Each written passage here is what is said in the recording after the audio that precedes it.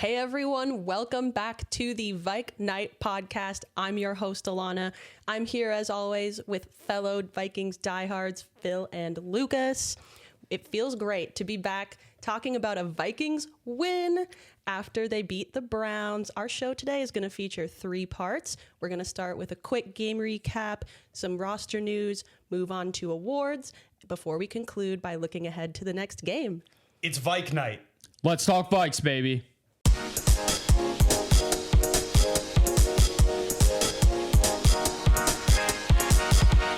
It's Vike Nite.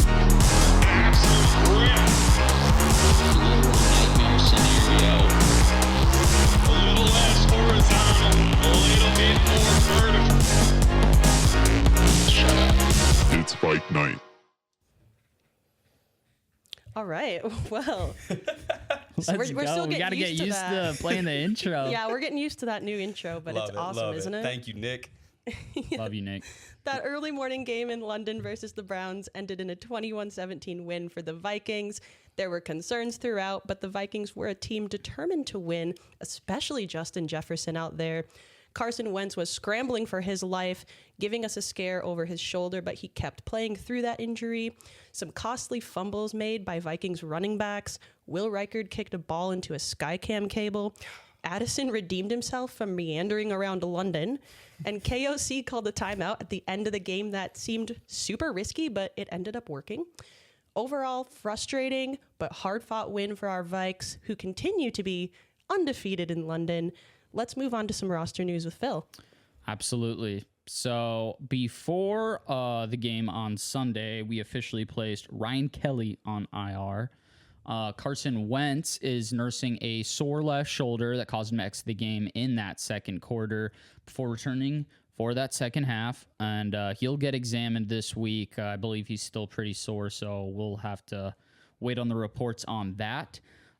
In some good news here, J.J. McCarthy, Donovan Jackson, Blake Cashman, and Michael Juergens will all be returning to practice during the bye week, so that's huge.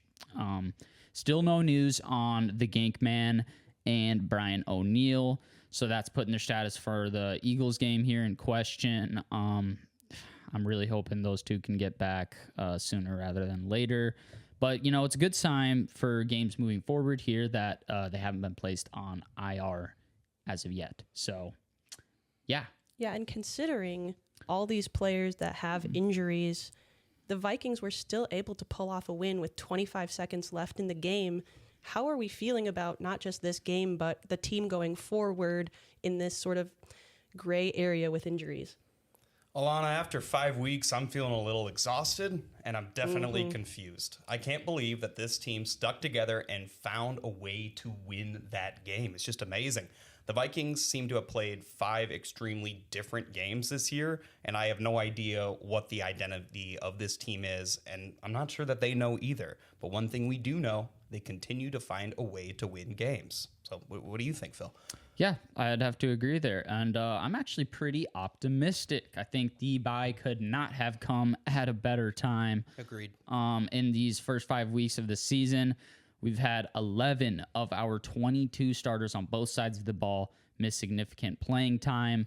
You know, that 11 is counting Jordan Addison. So, I mean, 10 of our 22 starters going down with injury. That's roughly like 45% of our starters in some capacity missing time. So, yeah, just pretty rough in that regard. But the most crucial group impacted has obviously been the offensive line. And, man, I thought that they played a hell of a game.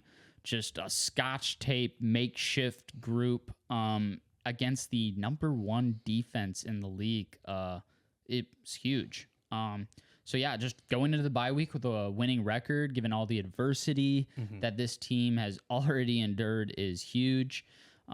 Given the current state of the league, Lucas, the Vikings are still somehow just 1 game behind the number 1 seed in the NFC. So it is all still out in front of them. Yeah. Still very early in the year, but hey, you know, there's way worse positions to be in. Let's get our guys healthy. Yeah, I'm feeling good. I love it. Like KOC says, we're 1-0 right now, and it'll be interesting to see who will all be starting week 7 after the bye. But before we get there, we have to hand out our awards for the Browns game. So this is the part of the show where Phil and Lucas give out their Pride of Valhalla and the Doggonit Awards. We're going to start with the Pride of Valhalla, which is given to someone who shows Viking-like toughness. Phil, let's start with your Pride of Valhalla award for offense. Who exemplifies pride in what it means to be a Viking? Absolutely. So we have got, I got two guys here. And I'll give the one I think is most deserving of this first, Carson Wentz. Man, 25 of 34 for 236 yards, threw 1 touchdown, 0 INTs, which love to see there. Now, context, this is a guy coming into this game who is so sore after the Steelers game that he couldn't even enjoy a nice game of golf a few days later with his teammates. This is a guy that was hurting and already nursing in some capacity, just being roughed up from that Steelers game.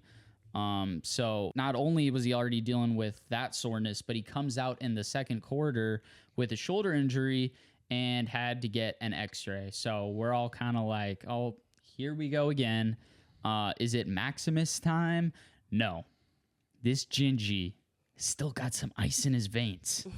He comes back in the second half, goes 8 for 8 on that final drive, huge, 70 yards, and throws the game-winning touchdown. Truly deserves a mention here with his grit.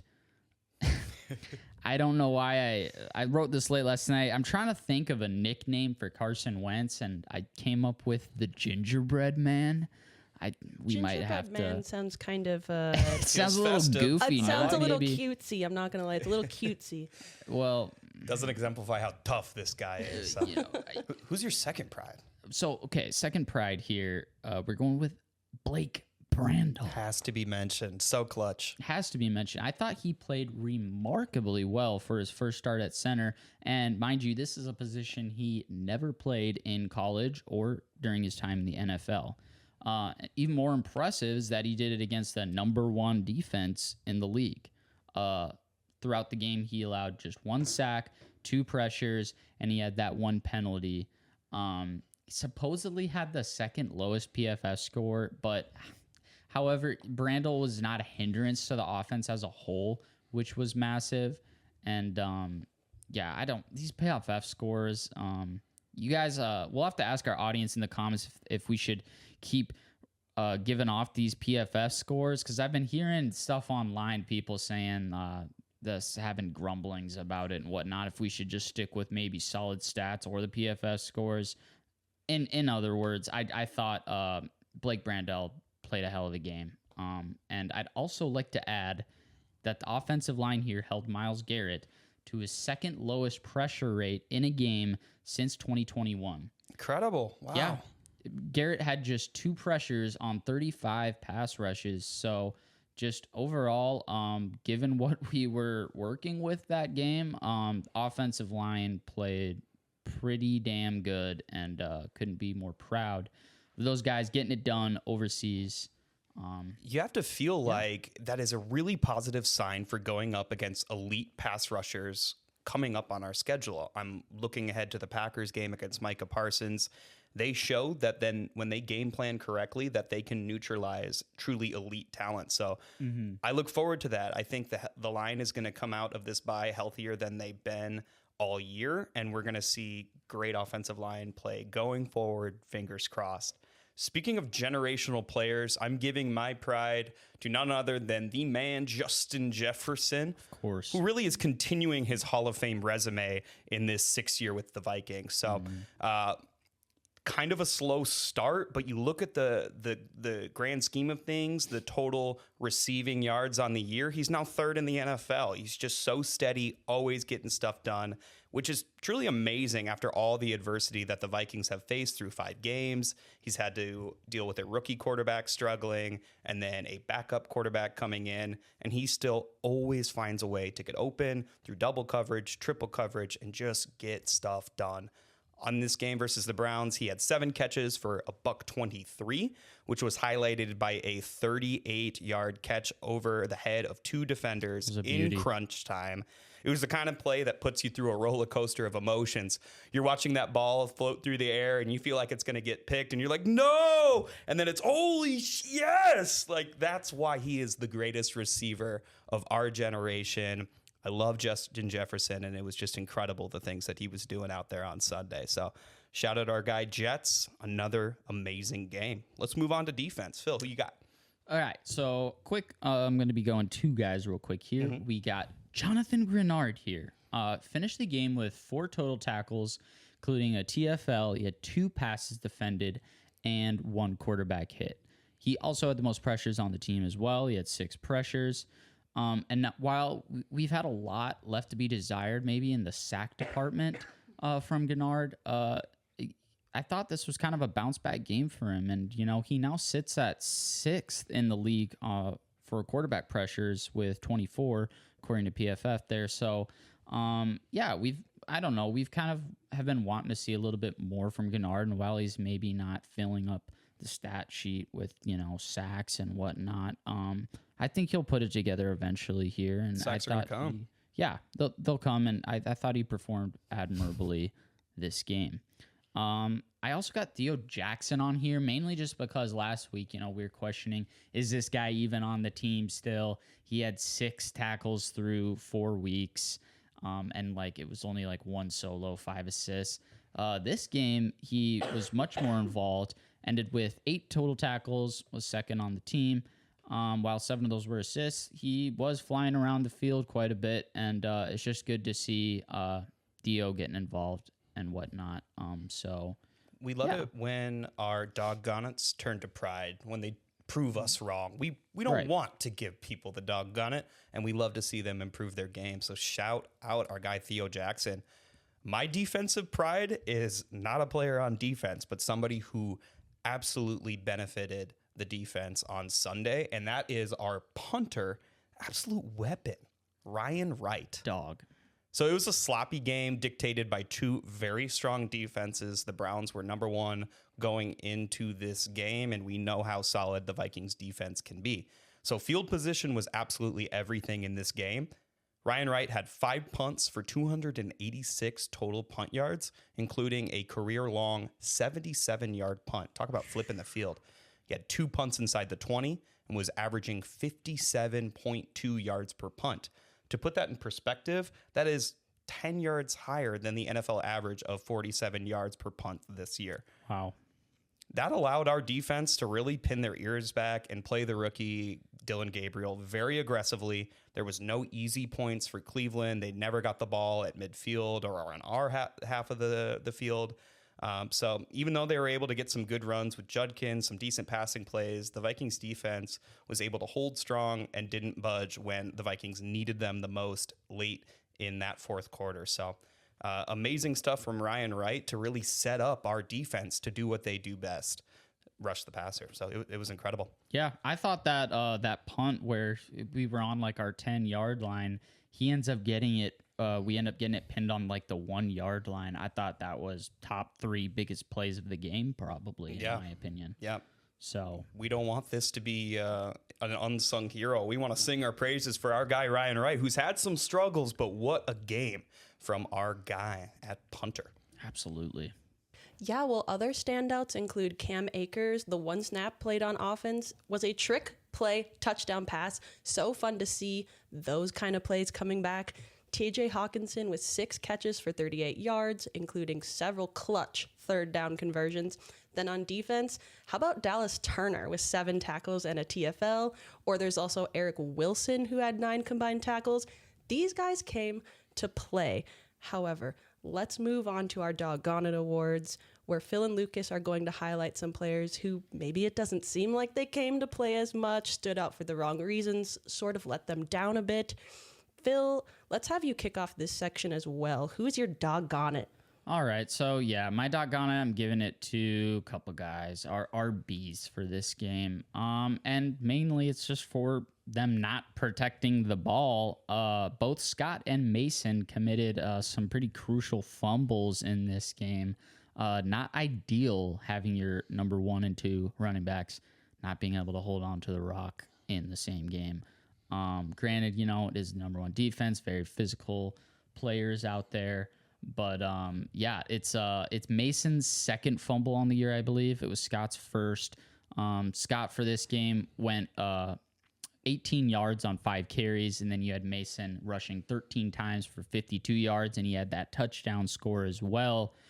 But yeah, the running game was kind of held in check this game, and I would just like to see, because we have seen it from Aaron Jones last year, so I'd just like to see the guys hang on to that thing a little bit better.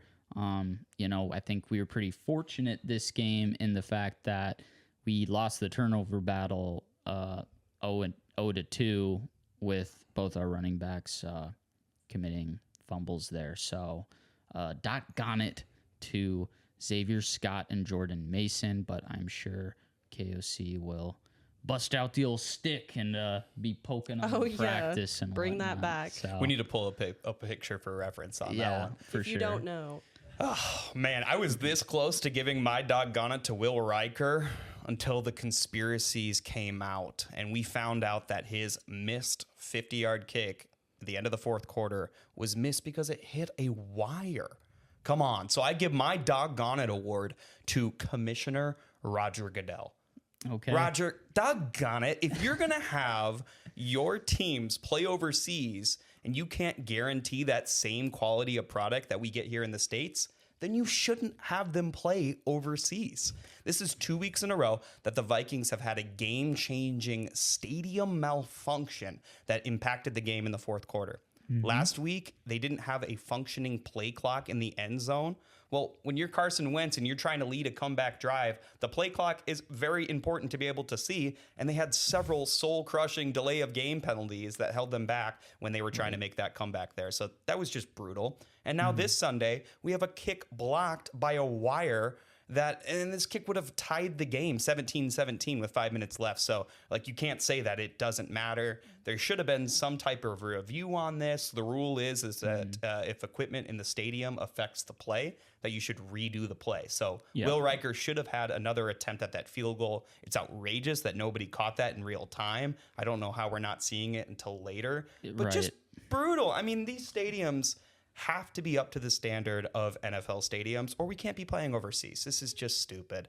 Right. I really don't care for these international games. They always seem to be very sloppy and boring. Thank goodness we don't have to wake up at 8 a.m. anymore to watch mediocre football. I am done with that. Just exhausted. Thank we God. made it through all those punts, 13 punts. Everyone who sat through that game, Doggonit awards. Yep. Or maybe, should it be Us Pride included. awards? Pride for sitting through all that, maybe? No kidding. Perhaps. Yeah. But let's move on to our mystery awards. This is my favorite part of the show. Don't know if I've ever said that out loud, but it is. And now, Father Figure. That is not only a song off of the new Taylor Swift album, Oh, boy. The Life of a Showgirl. Here we go. It's my mystery award. The Father Figure Award. Okay, I'm just seeing this just now. I I think I feel- know who this is. Okay, you guess first. Go ahead. I'm actually feeling good for once. Wow. Is it Justin Jefferson? For after the game, he was like, "Hey, you know what? I need to be just a little bit more making sure Jordan Addison has his head screwed on straight, and that's kind of on me as a leader and a captain of this team to take him more under my wing and whatnot." I like that that's very mature of him to accept responsibility for something that's really not his fault, but saying, hey, I need to kind of daddy this guy a little bit more. It's a really good guess and explanation. I feel like it blows mine out of the water. I was thinking Brian Flores. He's just the father of that defense and really is a great leader for them. A quiet, serious man that really gets those guys going. I mean, the guys on defense, you hear the way they talk about their coach. They love and respect him like a father figure. So I'm curious who's it going to be, Alaana? Well, Phil, you nailed it. Let's It's go. Justin Let's go. Jefferson. Nice. That might be my first one I've gotten all year. Yes, Let's go. Jordan Addison missed a walkthrough, and I don't remember what day it was, but he missed a practice and a walkthrough or something like that. KOC said, "We're not doing that. Timeout. You don't get to play the first quarter." Or was it the first half? I think it's just the first I think quarter. it was just the the first first quarter. quarter. Yep. And you're right. Yeah, Justin Jefferson sat down in that press conference and he said, he needs to be under my wing. I'm going to do this better. Even though, like you said, he didn't need to do that, but he's just very mature team leader like that. And he is the father figure to to Jordan Addison, excuse me. And also, I feel like we're going to need a Hank fit check on what he was wearing during that press conference. Oh, yeah. Thanks, Yeah. I love it. Yeah, we might have to do that for sure. What you got, Phil? Okay, so mine is the Dennis Rodman Award. Dennis Rodman Award. My first thought was North Korea. Now, explanation, Dennis Rodman used to go there and like hang out with North Korean officials. Right. However, that doesn't lead me anywhere to a good guess. So now I'm just thinking of his insane defensive skills. So I'm going to say either the whole defense in general or to be more specific, Hargrave. Okay. Ooh, Okay, yeah. not bad guess. That was another kind of unsung hero in this game. Hargrave played really great. He did. I don't know if we're using PFF or not, but he was our highest graded player. So whatever. Hargrave's a good guess. My guess would be Jordan Addison. And what I'm thinking is the behavior, the antics. What we think happened is he took a little walkabout in London, just needed to go explore the town, but he didn't bring his teammates. He seems like he's a little bit of a loner. And that reminds me of Dennis Rodman having to just, I need to take a week off of the regular season and just go party it up in Vegas. I don't know. That's a good guess, too. Well, Lucas, you are spot on Yeah, because it's about the personality. it is. And, I think in some ways it kind of reminds me, Jordan Addison is kind of like he's the Dennis Rodman to Justin Jefferson's Michael Jordan. Yeah. And where MJ was just this stand-up exemplary example of a athlete and working hard and whatnot. But Dennis Rodman's out there goofing off, going to Vegas, and then comes back and lights it up defensively despite being a goofball and Yeah, like whatnot. Addison comes in and he looks great every time. Like he's probably doesn't practice as intensely as JJ does. He doesn't seem to do things the right way. He always seems to be going against the grain. But when it comes Sunday, he just makes big plays. He had the game-winning touchdown after all. I mean, we haven't even talked about that. So shout out our guy. I mean, you have to deal with some of the off-field stuff just for that product on the field. I mean, Addison is a dog out there. He's getting it done. He is But a I dog, feel- and just Go ahead, real Alaana. quick. Oh, beep pop. Jeez, I should be. Yeah, Alaana, you go. Well, no, I was just going to say, imagine how much better he could even be if he just embraced that team mentality just a little bit more. Seriously. Just a little bit Seriously. more. Right. And it's just, I see people like getting kind of worried and concerned. And, it is to some extent, this guy just came off his 3-game suspension and he's already, but gosh, I don't know. Maybe I'm being too gracious here, but I'd like to cut him a little bit of slack. Like it's For probably sure. his first time overseas, maybe, or not overseas because I know we played last year and whatnot, but like in London or something. Wait, we were in London, so He just maybe wanted I to am take a just walk giving about him- the town. He didn't get to explore last year, and he wanted to this year. I wants to guess explore. that's all it is. I don't know. Cut the young guys some slack. I Doesn't seem mean, like a huge deal. Let's not let this be a repeated thing. I don't want him sitting out the first quarter ever. We need to come out firing against Right. the Eagles on, not this Sunday, but the upcoming Sunday when we do play them. We have to have Addison, and we need him at his best. Absolutely. agree. You guys ready Lucas. for mine? I'm ready. I think Friends, so. I'm giving out the Gym Teacher Award. Who is the gym teacher? I think your mystery award last week was KOC. Yeah. So I don't want to say KOC again, but that's all who's coming to my mind right now. He is does a give coach. huge gym teacher energy. If it's not KOC, I'm just thinking a coach of some kind. Maybe a coach on the field, if you will. Phil, who you got? Oh. Let's see. Well, you just said coach on the field, Coach on so the field. A leader of men, truly. A safety, perhaps? Go ahead and take your guess, Phil. Let's go Harry the Hitman. I feel like he's kind of... Absolutely a coach on the field, but not my gym teacher award. Those that know me know that I brag on my guy CJ Ham. Oh, yes, sir. All the could time. we forget? CJ Ham, pride How of could we? Augustana, was literally my gym teacher at Yeah. Lincoln High School, Oh my class of gosh. 2016. He came in as the student teacher for my team sports class. And the peak of my athletic achievements is that I have hit a home run in softball and kickball off of the great Vikings legend, CJ Ham. And it was so cool. Back then, he had told the class that he was going to go try out for the Vikings. And we're thinking like, oh yeah, here's this, stud running back for Augustana and Sioux Falls, not really a big name school, sending a lot of people to the league. And this guy thinks he's going to go be the running back for the Vikings. You have to take that like with a little bit of grain of salt, like, you know how hard it is to make an NFL roster. Well, he found his place as a fullback, not a running back like he was for Augustana. And he has been absolutely incredible for the last 10 years. He has missed a lot of time this year with injury. He was on IR for the first few games. Comes back against the Browns. I see him out there with the starting lineup. The first play is a run to Jordan Mason. And who do I see laying the wood on a lead block, but my guy, CJ Ham. So I just want to shout out my gym teacher, my guy, pride of Augustana, right here in Sioux Falls, where we're all from. He was solid in pass protection. He looked good, run blocking, as always. He only played 12 snaps, but I feel like when he's on the field on offense and special teams, CJ Ham always finds a way to make big plays. So shout out to our guy, CJ. Can't wait for his annual 1-yard rushing touchdown coming soon.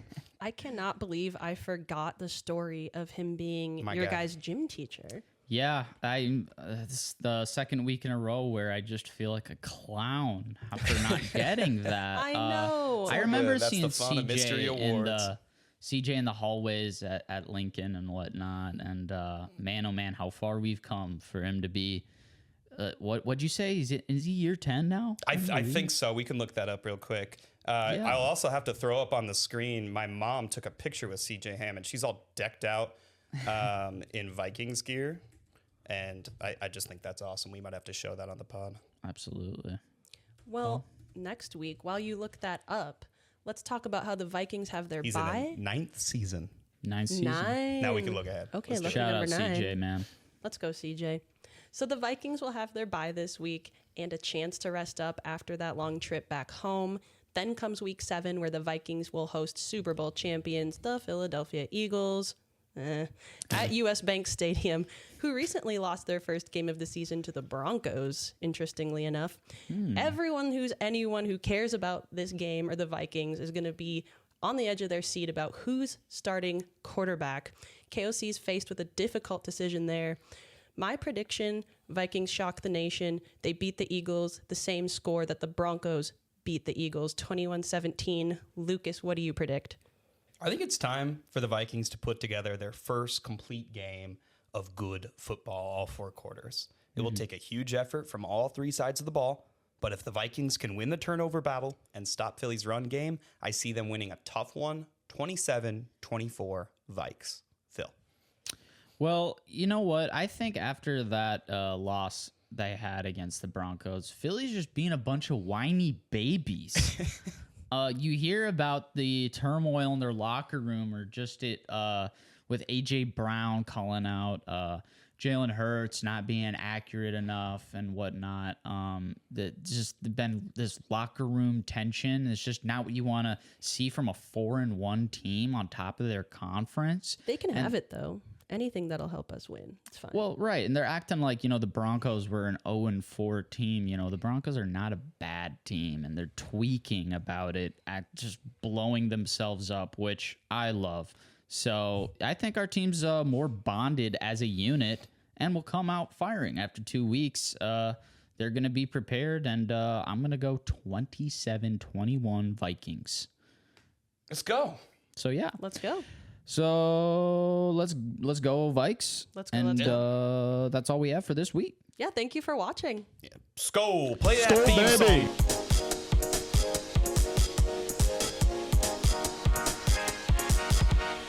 It's Vike Nite.